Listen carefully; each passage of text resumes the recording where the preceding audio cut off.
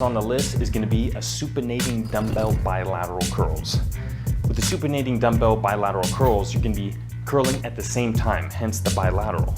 With the supinating, you're going to be really pulling those palms to top position, supinating up, palms, pulling the pinkies into the shoulder, getting the complete contraction in those biceps. That way you can build that long head of the biceps and also the short head, getting that nice peak.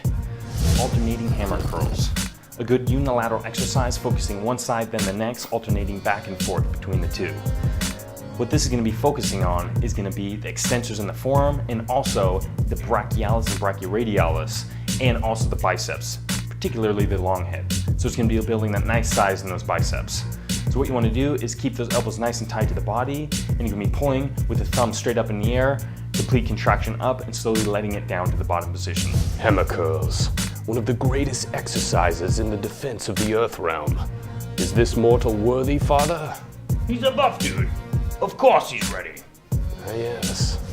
The bench concentration curl. This is really going to help take the shoulder completely out of the equation, help focusing and isolating the biceps as much as possible. So what you want to do is turn that camping cooler on the edge.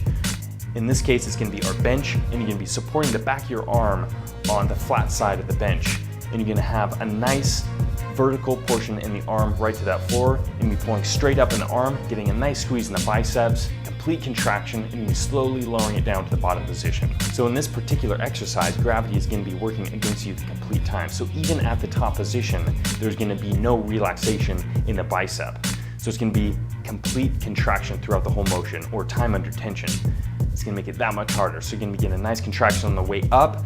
Gravity's going to be pulling that weight down the whole time, and you're going to be slowly lowering it down for the eccentric contraction, help carrying those muscle fibers up and building those biceps as much as you can. Zottman curls.